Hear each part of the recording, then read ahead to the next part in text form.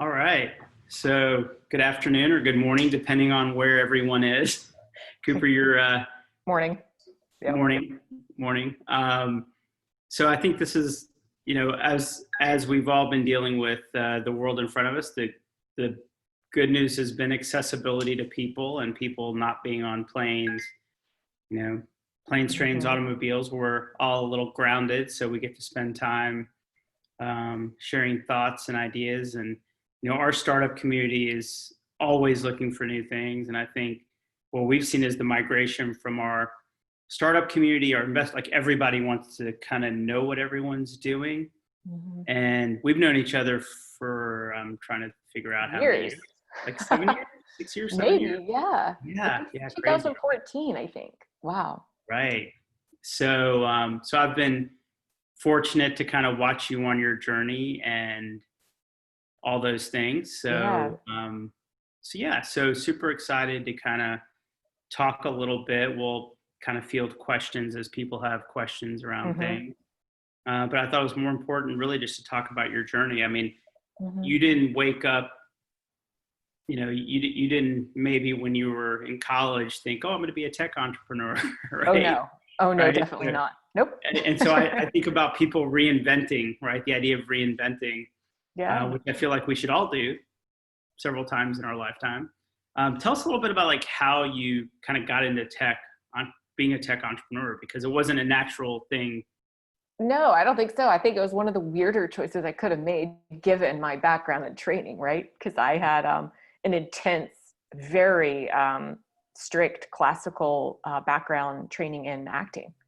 So I went to like the quote unquote Juilliard of the South, 100-hour weeks, insane, really crazy experience. And it was good. I went to boarding school for it, et cetera, and was, had a nice 4-year career in front of the camera, mostly sitcoms and daytime. But during that process, I got really obsessed with tech, partly because of my brother. And he was an engineer, and I kind of watched him build websites from like the time we were 12, And it was just fascinating to me. It was really cool. And then I realized, that I think you can make more of an impact these days.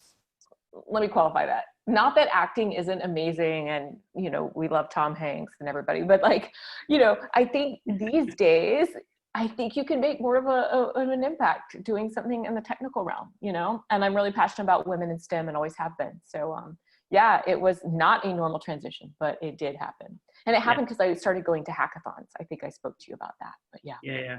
Yeah. And I think what's, I get hit up just left and right, people that want to become entrepreneurs and become tech entrepreneurs. And my conclusion is generally people have the wants, but they don't have the works, right? They don't do the work required.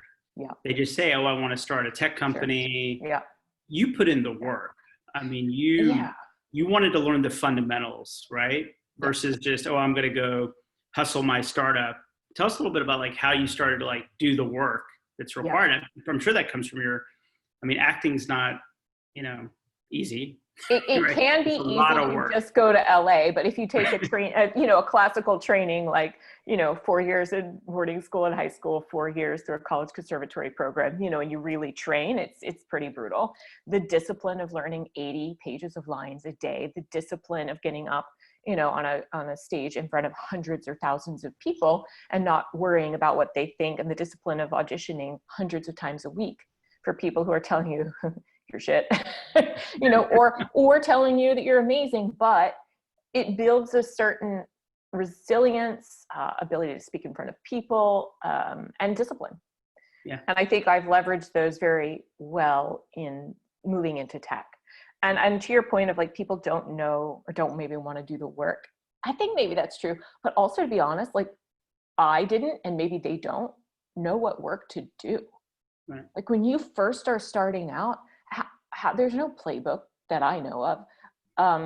I don't know if like my acting school, I don't know if there's a school you can go for to learn entrepreneurship, maybe Draper U. But aside from Tim Draper's, academy, and it's not a full school, I don't know how you learn other than by trial and error, which is what I did. Yeah, and I think what I always admired was you cared about the technology. A lot of people just get so we talk about the hustle and the hacker, you wanted to understand. You're like, I can partner with the technical co-founder, but I got to know, like, there was a natural curiosity around that. I'm building a technology company, therefore I need to know some technology. Yeah, I mean, I taught myself to like the basics of coding, you know, probably terrible, you know, terribly, but at least I understood enough to kind of have a somewhat educated conversation with an engineer, or, you know, have the concepts. So I did learn that. I thought that was important as a starting place. I also thought that building my network in the space was important as a starting place. And my understanding of like what it would take to build a company in tech. A lot of people think, I want to be an entrepreneur. And I don't know how many people actually think I want to build a tech company. And they're different. Because you could sell, well, just ShamWows on the street corner and be an entrepreneur. And that's great. But to really change the world and impact how things work, that's what I'm interested in. And that's building, from my perspective, that's what building a tech company entails. Versus just, I'm going to go find some arbitrage situation and make a ton of money. I could do that in my sleep from the time I was 14, as can most people. And that's not actually super interesting to me. Yeah. And I'm super biased, you know, as a technology venture capitalist. Yep. I think all venture capital is technology venture capital.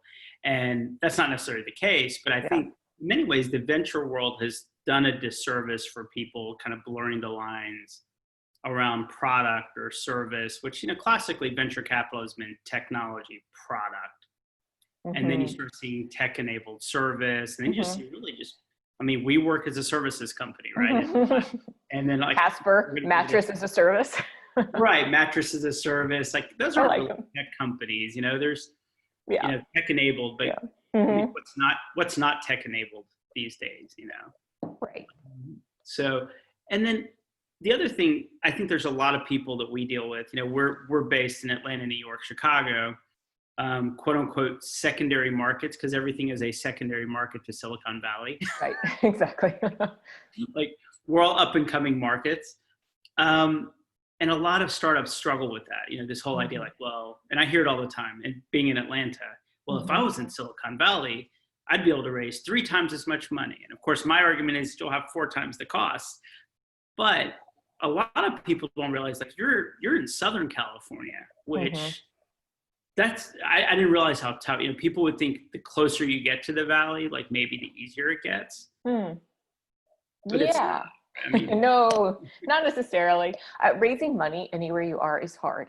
And there's like a spectrum kind of between Silicon Valley, you raise much bigger checks, much bigger valuation, but much harder competition versus in a lot of ways, just for the number of people that are there trying to get that money, right? Versus on that sliding scale, maybe if you had a really good idea in, this is not derogatory at all, but like a small market, I don't even know it would be a really small tech market, but you know, maybe some cool Midwestern space that's like coming up. Kansas City actually is building some really cool stuff, or Durham, North Carolina, you know, where I'm originally from. The scale is totally different. You will get smaller checks, you will get lower valuations, but the competition is far, far, far, far less.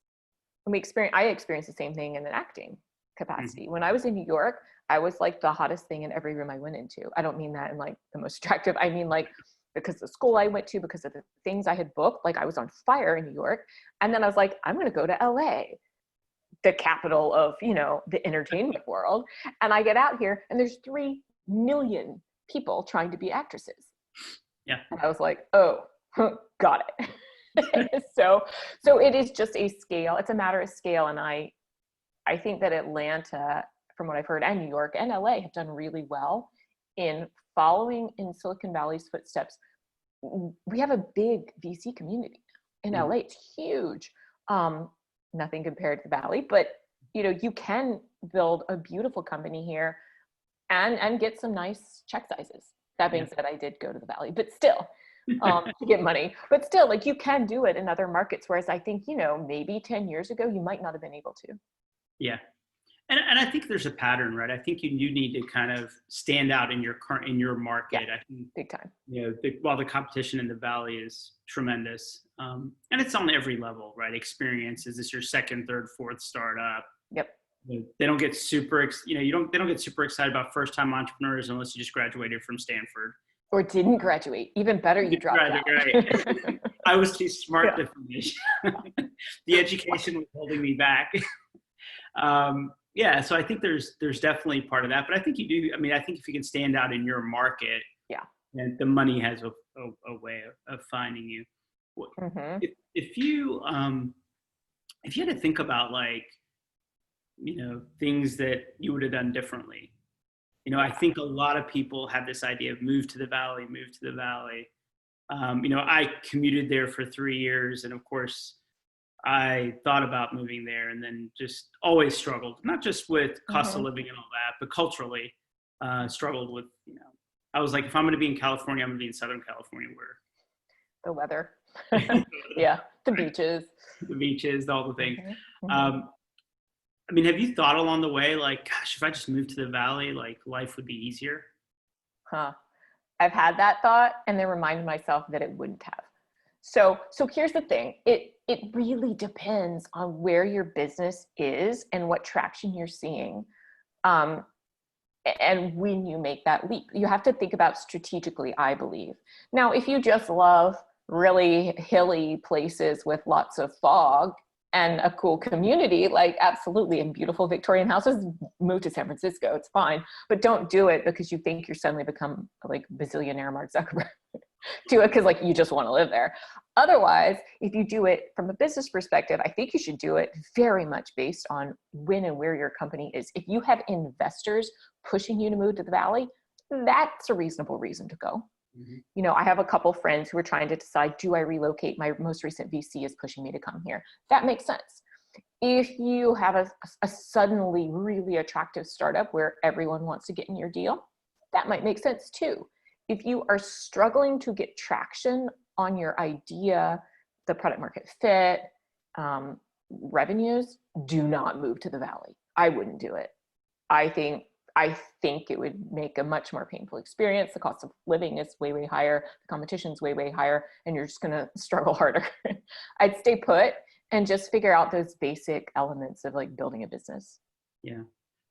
So we haven't even talked about what Klickly does, right? True. Fair. So what does Klickly do? Just so people can understand. So we're a software as a service platform. Right now we work with thousands of the best direct-to-consumer e-commerce brands in the world, focused in the US. We help them promote and sell their products online. So basically think of us maybe even as like a marketing or advertising platform. Our brands come to us and we use machine learning to show the right product to the right person at the right time. So basically they give us their products, we promote them across a slew of digital channels. And I would say, two major differentiators about our platform is we have invented a way that, that the consumer seeing those cool products can actually buy them in stream and natively. So the consumer can actually buy directly within an ad or whatever the digital interface is without ever leaving. Mm-hmm. And then the second piece is we wanted to build we refer to ourselves as a commerce engine. We wanted to build a commerce engine or a commerce enablement layer that actually is aligned with cool challenger brands that are up and coming.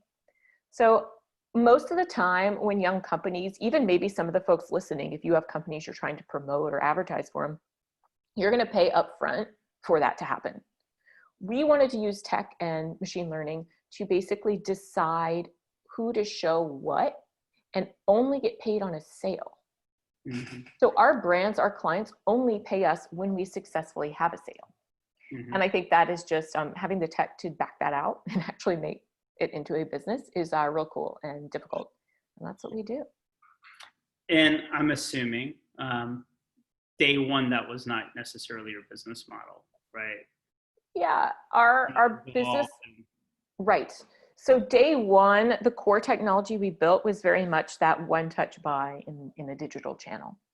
And then we realized that if we were doing that, we could flip the industry business model on its head and only charge when we drove sales. And that would be just a really cool competitive advantage, just because we have the data and the tech to do it. Yep. And how has been kind of building talent in, mm-hmm. What do y'all call it, Silicon Beach? Are we still calling it that? Oh yeah, Silicon Beach. Silicon closed beach right now, but soon it will reopen. Yeah, so building the talent or building a team around that initial idea. So I had the idea because I was on my phone. I was reading this article on like HuffPost, and suddenly in the midst of it, this ad pops up for the cutest pair of shoes I've ever seen. I was like, dang it, all right, I really want those, fine, right? And I click on it, and then it sends me to a new page, which is the website. And then I subsequently have to go through like 8-10 steps and different pages of like filling out information out. And I was really irritated. I was like, okay, that's not happening, never mind. But that occurred to me, well, interesting. What if I could have actually bought in the ad itself with like 1 or 2 quick clicks, just to make that almost impulse buy happen in stream for me. Mm-hmm. So that was the original idea. Recruiting around that, because I did not and still wouldn't have the technical chops to do it. It was hard. If you are not a technical co-founder, you should find technical people who will either partner up for equity, or if they're bored at their day job and they want to work on a project and get some equity, at which point you have to acknowledge it will be worth nothing, right? When you first start, your equity is not worth anything. So use it, spend it freely. Yeah, people get so tied up about that stuff in early days, and it's not the thing to get tied up on. So hire people with either real money or equity, or a co-founder title, and get to work. And it'll probably take you, months to get like that first prototype that kind of works. And then with that prototype, you can hire better and better people. Mm-hmm. Like playing a video game, like at every level, every time you raise, you're like leveling up and you get like better characters and, better tools. And yeah, it was funny. Last year at Summit, so one of the startup CEOs I've been mentoring for years now, he just did his Series B, so he's now valued at about $3 billion. Nice. But he got to unicorn bootstrapped. And so he spoke at our summit. I think everybody was shocked that for 6 months, he had an entire team of like 12 people that were not getting paid. It was like nights and weekends, and they would come to his house nights and weekends and write code. Yeah. And then he finally got to the point where he's like, okay, we're about to do this for real. Who's in and who's out? And half of them dropped out and said like, look, I can't do it. But I think if you're passionate, like, I mean, I see this trait where, the traits of a startup CEO, sales is important, but people think about that as just customer sales or investor sales. Mm-hmm. Those are people sales, right? And like Kabir, like they were all like, how did you get 12 people to give you 40 hours a week to see what happens? What happens. And I don't think people really do that necessarily. I mean, I think that's something that I see with you and Kabir, like, hey, are you in? You want to come? Like, we're going to go do this. Yeah. I think a little bit of it is definitely the idea, because if it's a terrible idea, nobody's going to get excited. But I do think it has to do with having a leader or a figurehead, CEO, whatever, who can see the vision so clearly and then can communicate that vision clearly to the folks who might be interested, that then they start seeing it clearly, and you really start getting a team. If a whole team comes together and can see clearly where they're going, and it's exciting, I think magic will happen. Yeah. Now, how long you can keep people working for free, TBD, but we definitely did it for a while. I'll tell you what's cool, and this is just like kind of a legal piece of advice, is if folks are willing to work for free, very much best to get them to work for $1 and sign an invention assignment and disclosure form, so that you actually own their IP. So you could actually build it into a company. Mm-hmm. I remember one of my first, Mike, he was amazing. My first engineer ever, he built my prototype for $1. And he taught me that. He was like, I won't build it for free, but I'll build it for $1. I was like, cool, why is that? He's like, because you need to own the code that I build. Isn't that awesome? No, that's great. Yeah. And I think that's also like good people, right? That are, oh yeah. I think that people are trying to like be a true partner, not just, it's not about someone winning. It's about, hey, let's figure out how to do this together. And I think for someone like that to bring it up, because there's lots of people that don't bring it up, mm-hmm. wouldn't have brought it up. Mm-hmm. Maybe you didn't know. And the next thing you know, you're highly successful. And then they come back to haunt you. No, it's amazing. My first company, when we went public, I had no idea like what lingering obligations were out there. And as soon as we announced, I mean, there were like 20 people. former employees, like, oh, you owe me severance. Like, just everyone comes out. If there's a buck to be made, Yeah. everybody calls their lawyer. And a lot of that's emotional. Like, there's, oh, I wasn't part of it. Mm-hmm. And, And I'm sure they wish that they were. I'm sure that, you know, for like your friend's company, who those 6 people who dropped out, totally of their own free will, or because they couldn't do it, but like they're going to regret that, you know, and potentially come back. Who knows? Yeah. So I think, you know, one of the things we're just trying to talk around is like the whole Silicon Valley aspect. What's changing? Like, I mean, I think anybody that knows what the new norm is lying to themselves or to others. Yeah. I've been just a super nerd, like working like crazy 7 days a week. Most of that is like data collection, lots of phone calls, lots of CEO calls. I just want to know what people are doing. Yeah. And kind of collecting that to inform like what I should be doing. How's this kind of helped hurt your business? What are you learning? Yeah. Sometimes times like this kind of show chinks in the armor about like what we could be doing better. Absolutely. So some key tenets of business, you know, pop up in times like this, where maybe you can swipe them under the rug or ignore them because of other distractions, when there are all the events and all the things and the travel to Shoptalk and speaking at Magento Live and all that stuff. Once that's gone, you are struck by what the core of your business, and is your business functioning. So I think this time, both for us and other startups, has been like, oh, do I have a functional business? And what's missing? Is it really because COVID's impacting me, or is it not? You know, XYZ. Fortunately for us, we've been so fortunate in that we are e-commerce. Right. And now everyone's at home, and they just got some severance pay or stimulus checks from the government, or severance, and they are spending it online. So for us, we have done well on the consumer side. Lots of people buying lots of products. They're like stockpiling mode. On the other side, though, our actual customers are our brands. And brands right now are taking a very conservative approach. And so we have seen a bunch of them like pause or ease off, saying, hey, we don't know what's happening. And so they like almost freeze. Yeah. Because like you said, no one knows what's going on. Are we going into a depression, recession, just a little bit of a bear market, a downturn, or is it like an apocalyptic world ending thing? No one knows. So it's really interesting. Yeah, I listened to a podcast with the founder of Warby Parker. Oh, nice. And talking Dave about, or Neil? I can't remember. Yeah. But he was talking about the changes they're making. Yeah. Like already trying to figure out how to reopen. Yeah. And he's like, okay, we're reconfiguring our office space in New York and making sure, you know, we're giving people lots of space, and cramming people into a bunch of desks in an open office environment.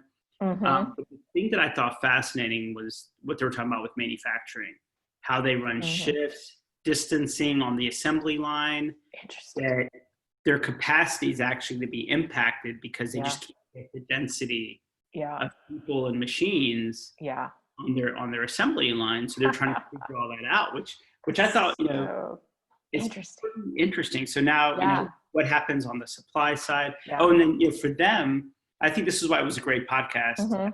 Probably an NPR podcast, because I think that's all I listen to. Yeah. But probably Planet Money or something. But, you know, they profiled them because they have office space with their design and everything. They have manufacturing. And then they also have retail. And e-commerce. Yeah, and e-commerce. Yeah. So the retail side was, okay, usually our stores are packed. They have 120 locations, I think he said. They're packed. Now they're going to reduce it down to no more than 5 customers in the store at a time, right? So your utilization of space in retail is going to get really, really tough. Ooh, yeah, boy. So there's that. There's manufacturing. So there's a lot. You know, the story's not over, right? And for build tech and commercial real estate, like I think it's going to be so interesting to see now that we have let the genie out of the bottle by letting people work from home successfully for months. Yeah. Do you really need an office? And if you do, does it look different?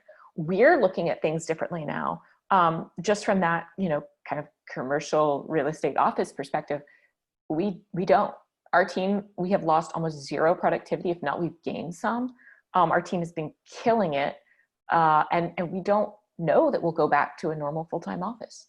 Yeah. Like I can see in the future us, you know, doing like Mondays in an office so that we have community, and then sharing that same exact office space with like other people who come in and take it Tuesday, Wednesday. And, you know, who knows what'll happen, but yeah, it's really interesting as we think about going back to work. And I think, you know, like for us, our biggest challenge has been, I think we're all working way too much. Like we're so, it's like 7 a.m. to 7:30 p.m. And it's just like, that's why it's a great time to start a business too. It is. Because what are you doing, right? You got extra time, you're at home, you're focused, like, yeah. But it's fascinating, you know, I think we get that being in tech. But I've had friends of mine that are in economic development, which I think economic development is about as old school as it gets, right? They wear suits and ties every day, lots of entertaining and conferences. And a lot of those folks like, yeah, this Zoom thing is fascinating. And I'm like,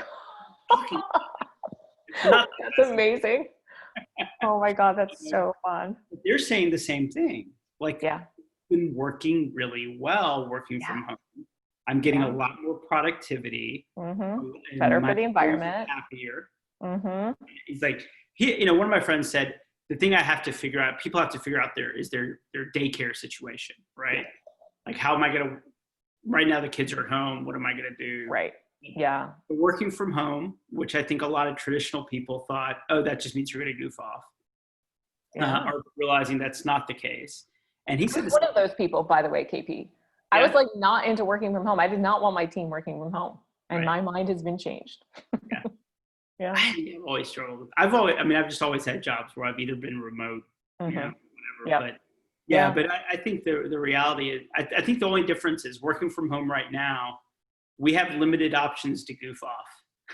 Yeah, true. That's very true. So productivity is very high because, I went for a walk, but I was probably doing a conference call.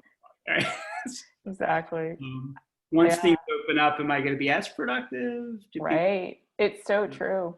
And I've heard so many people, like having ideas for businesses, starting new businesses. It's super interesting. So I think right now, kind of circling back to that original point, if you are thinking about becoming an entrepreneur or making that switch, or even have a small business that perhaps before you didn't have time to work on, like now's the time. Now's a fantastic time. Really exciting. I mean, there's a lot. Yeah, I mean, I think pragmatically, absolutely, right? But you have to kind of elevate your thinking to not being in panic mode and, hey, I'm going to go build something. True. You know, all the big companies were started during downturns. You know, when times were great, if people were willing to work for free to help you build your startup, well, now they're at home. Maybe they have a severance. Maybe maybe they've been their hours cut back. They have high motivation to help you. You know, exactly. Are you seeing that with like e-commerce clients? Because I know like the Challenger brand, right? Those are startups, right? So you're kind of a startup serving startups in a way. I mean, they're startups, KP, but they're making, I think our smallest clients are maybe making $50K a month. So typically we'll work with folks who are, they are startups, but they're making at least 2 million a year to 100 million a year. So they're bigger startups. But yeah, we see that for sure.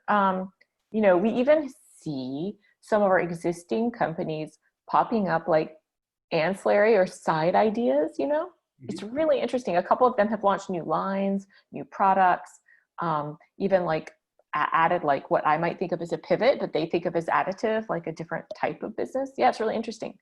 And then some of them are who I have talked to a couple people who are who started a company a couple months ago and now are trying to fundraise.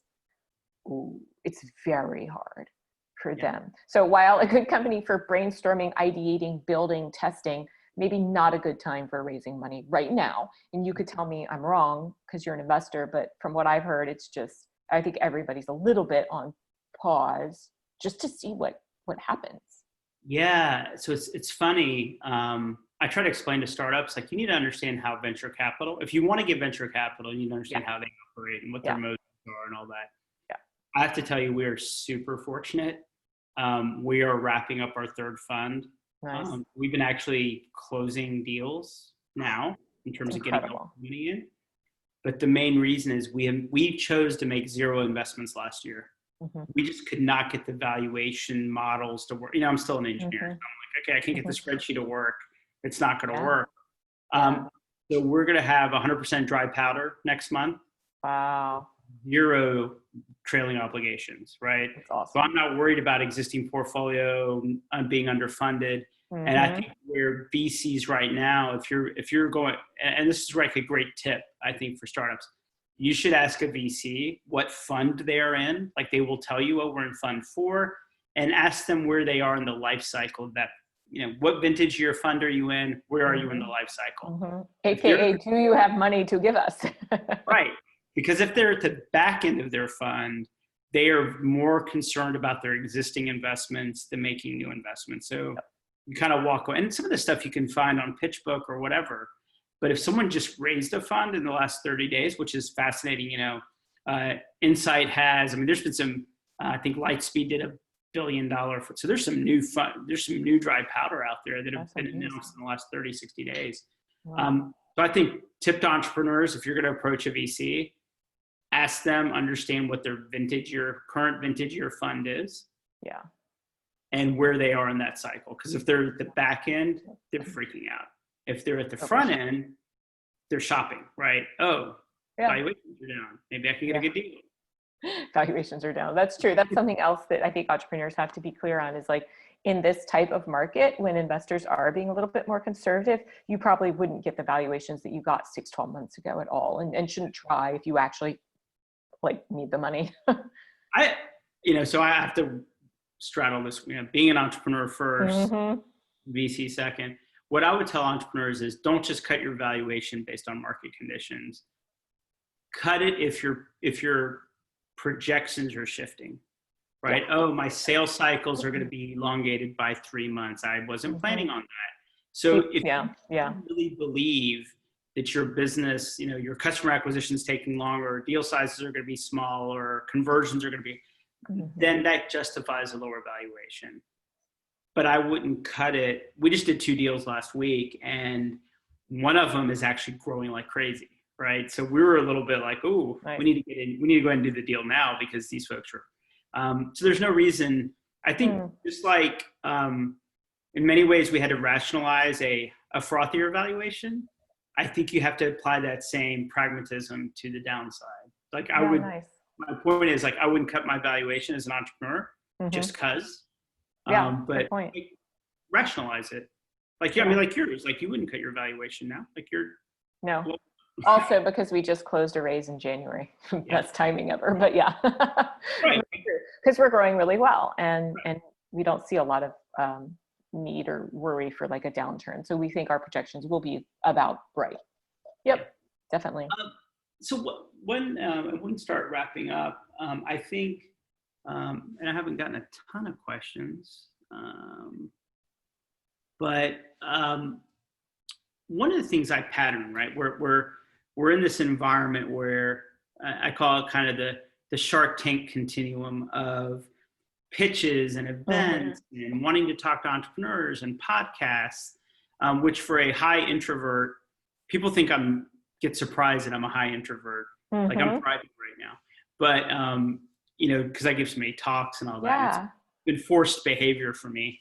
But I've always kind of talked to CEOs, like, be sure to spend time. If you're going to do those activities, either you're driving customers, you're recruiting, but it can't be about you, right? It can't be about, I want to put myself in like I'm trying to create my personal brand. Unless it's helping the business, right? Helping you recruit customers. And I think you've done a stellar, you've been so busy, right? Speaking at conferences but you've been super focused. I see it like where you're going, right? I track you and I see where you're going. And it's, it's the Magento conference. Like, it's very, very focused. I'm sure you get hit up a lot, especially around the diversity narrative, around women in tech. I'm sure there's 1,000 women in tech conferences, podcasts, and I'm sure you're on the radar of all of them.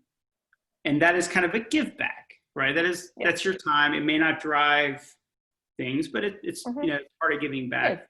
So I'm sure you have to turn out, like, I feel like you've done a great job. I mean, how have you balanced that? How have you rationalized where you spend your time at conferences, podcasts? And Yeah. It's super interesting to think about. And we are a lot more disciplined now than we were in the beginning.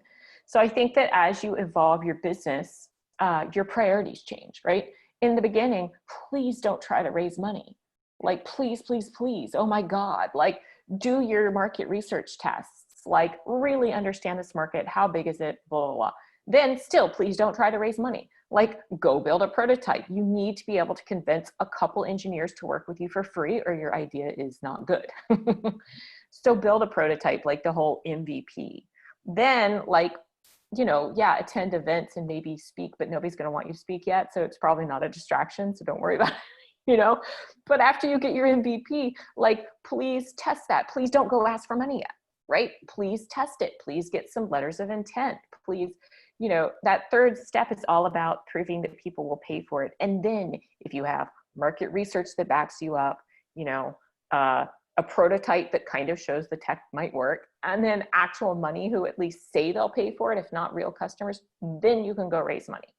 But until all those things are done, like, I don't think anyone should raise anything except maybe a small loan or some friends and family, because it's just not responsible, in my opinion. And it'll be a waste of time. It'll be really, really, really hard. Whereas, like, the second you have customers that commit and, and then once that's done, KP, this is my point. Once all of that is done, then you can start speaking at events. But until those really basic things are ticked, I think that it is not, I think it is a distraction, and it's just not warranted. And then as you grow through your life cycle, I always try to do the women in tech stuff a little bit, because I want to, I do think it's important to give back, and it's something I'm passionate about. But we are very stringent about which conferences we go and don't go to. So we'll go to Shoptalk, and I'm happy and delighted to speak there and put a lot of effort into speaking there because it's the preeminent e-commerce conference in the world. Right. Same with Magento is specifically for Magento, but kind of same thing. So we're very focused. And I think you can get spread too thin. And if you're everywhere all the time, then people will start to wonder, like, do you actually have a business, or are you just talking? And there's people out there in the media, KP, where you're like, why do I know their name and them bigger than the business they may or may not have started? That's weird. If you're an entrepreneur, that's weird. If you're a personal coach or Oprah, that's awesome. And actually, Oprah's a bad example because everyone knows what she built, and she's incredible, right? But I like it when, like, Richard Branson, you know what he built. And yes, he's a badass name. But I think it's always... What did Gary Vee build? Anyway, so, but I think that, like, when you look at, or Elon Musk is one of the most revered, whether you like him or hate him, like, he's incredible and brilliant. And you also know Tesla, and SpaceX and everything he's built. That is an amazing job of somebody being the brand and evangelizing the brand, not themselves. Yeah, I think it's funny.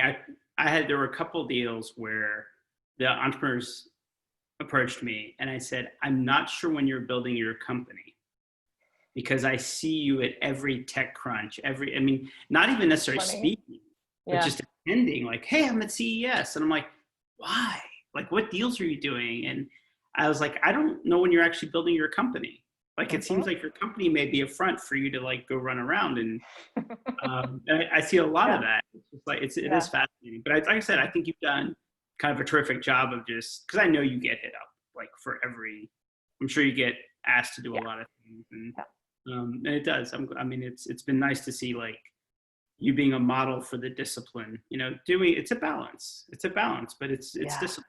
It is discipline. I mean, just to give you a quick, like, sneak peek into what I would recommend for an entrepreneur, once you have a business or you can take the time to do it, before this point, by the way, I understand people might have jobs and have to do it in their spare time, but once you fully commit, like, get up at 5 or 6, work out for 30 minutes to an hour. I don't eat because I fast, but that's fine. Eat if you need to, and then start work by 7:30 and work through to 7:30, maybe 8, take a dinner break, finish up your admin, go straight to sleep at 10 and do it again, and do that for 3 years.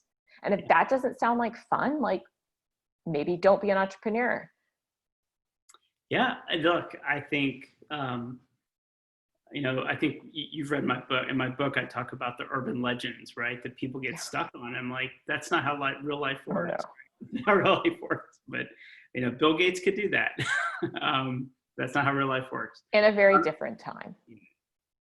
So one of the questions that just came in was, how do you approach the most difficult task that entrepreneurs face, which is actually starting something? Which it seems like you just kind of hit that, like. Well, I had a bunch of ideas, and I still have a bunch of ideas. I'll tell you how I do it. I have a spreadsheet. I'm really into spreadsheets and numbers, right? Just like you. And I have about 72 ideas, and they're value ranked by a couple different weighted numbers. One is like the startup capital required, likelihood of exit, fierceness of competition, impact, and how saturated the market is. So of those 72 or however many rotating ideas, I mean, I just write my ideas in there. Right now, I don't work on any other things, obviously, discipline, Klickly only. But, one day when and if, we exit or I move on to something in the future, I have those ideas ranked. And so I would say be very thoughtful. Don't just run with the first idea that comes to you. Explore adjacencies around it. Are there more lucrative things to look at? Are there more interesting things to look at? Is there something totally different you want to build? And then put it all down and like arrange it in some structured way that makes sense. And then just do market research. Don't start building anything until you know what is the TAM, what is the SAM, like what is the total addressable market. If it's depending on what you want to build, you may or may not want to manipulate the ideas you work on. As an example, I had a brilliant idea for a business I was going to start, and I was going to invent the heated push-up bra. Okay. So this was an amazing little thing that you could wear when you're clubbing at night in New York and you're freezing your butt off. This was very early, but like, obviously one, kind of a funny idea, kind of stupid, but two, like when I actually looked into it kind of as a joke, but it was like, it's the smallest addressable market ever. Like, and you will never get VC funding for this thing, right? Tech-enabled bra. Although some companies have, but yes, but the point is like, that is not maybe what I want to spend the next 6 years or 10 years of my life working on. Do I want to maybe then look at this other idea, which is about reinventing how e-commerce happens and enabling commerce to happen in every digital interface? Well, the total addressable market there is like in the trillions. And yes, that's a very interesting place for me to play. So that's how I would evaluate ideas. And then once you have the one you want to start, like go deep, do a ton of market research, talk to experts. And then if it still seems okay, go for it. Yeah, it's interesting. One thing that, having done this a couple of years, my book was an accident. It was actually started off as a journal for my kids. Because I lost my dad young, and I felt like I didn't get a lot of learnings from him. Yeah. So it started off as a journal, and then I showed it to a friend of mine in PR, and she's like, "Oh my God, you've got to put this out there." I'm like, "Oh, why would I share this with everyone?" But one of the things I learned was like, God, talk to your family and friends. Like, if you believe they know you well, maybe sometimes better than you know yourself, but they're going to be part of your journey, right? You're not going to make it to all the birthday parties. You're going to miss things. You're going to be slightly unavailable. They're kind of signing up for it right along with you in a way, right? Like, hey, I might not make it to Christmas this year. Like, I mean, and I found that process, besides the business side, like kind of get your people, right? Your people, get them to buy in and support you. That's and cool. Because they're signing up for it too. Right? True. Right? Oh, yeah. Calling your mom saying, "Hey, I'm not going to make it to Thanksgiving because I have to be out at this conference." Like, your mom signed up for that. Like, make sure they signed up for it. That's cool. That's a great idea. Yeah. Yeah. And I think the other thing we talk about a ton is just study the problem, get super passionate about the problem. Like, just study. Studying in the early days does not cost you much. Right. Oh my gosh. But if you miss that initial study period, right, and you don't do your market research, and then you get like a year and a half in and you raise money, and now you have to make this idea work, or it's a very painful pivot, like that's just the worst. Yeah. The worst. Yeah. Yeah. And I like what you just said. I've been hearing this with people that have been at it for a while, like about raising money. Like there's some ethical responsibility about taking other people's money, right? Your Yep. grandma might invest because she loves you, not because she validated your business idea, right? Yeah. She didn't do her homework. But I've been hearing that from a lot of entrepreneurs that have been at it for a while that say basically, like, I need to take money when it's appropriate, not because I need it, want it, whatever, Right. but that the business is appropriate and I can be Yeah. genuine about taking on the money. And I just heard you say it again, which I thought was interesting, that because people are just quick to go, oh, let's go get other people's money. Like there's no responsibility, kind of like, oh, I'm gonna go do my best. And it's also a cop out, KP, because if you just focus on like, oh, my startup isn't going well yet because I haven't raised money, it's like, no, it's not going well yet because you don't have a real business and you haven't hit on an idea that yet works, or a business model that yet works, or, you know, just keep iterating, head down, working, keep iterating until you have something that kind of, you know, that clicks, even just a tiny bit, you know, and then raise money for all the reasons you say, because of, you know, ethically, then you have a fiduciary duty to make it work, but also because, you know, it'll be really hard. And it's not an excuse. A lot of people use fundraising as like an excuse for not having their company to the point where it should be. Mm-hmm. You know, and I just don't think that's real or right. In a way, we were better. It took a very long time. Imagine former actor trying to raise money for a tech company when she doesn't have a hugely technical background, just, you know, a year or so or whatever of hackathons. Like that was very tough. And it made me so much better. And it made me refine my ideas so much more because I couldn't raise easily for the first year. Mm-hmm. So it was actually great in a way. Mm-hmm. Yeah. So I don't have any more questions. Anything you want to share in terms of ideas?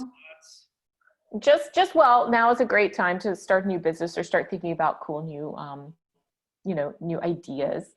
I think, you know, now a lot of people are probably like hanging out, chilling and watching Netflix, and you can be the person who doesn't do that and you can get ahead. And then just my favorite like idea of all time when it comes to startups is there is one very specific and cool thing that every single startup that became a successful company has in common, right?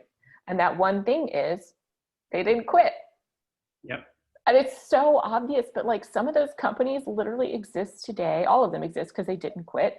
And maybe there were even better companies that did quit, but they didn't win because they're gone. Yeah. So, hey, wise words right there.